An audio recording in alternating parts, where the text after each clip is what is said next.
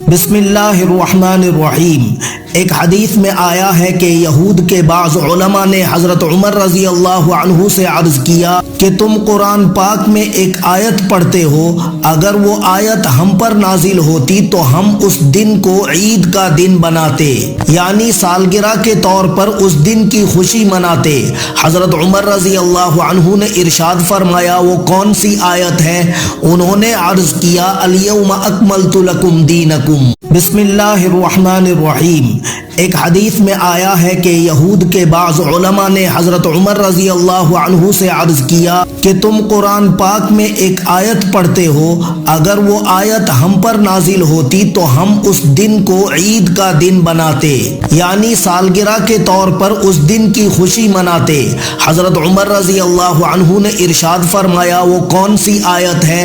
انہوں نے عرض کیا الیوم اکملت لکم دینکم۔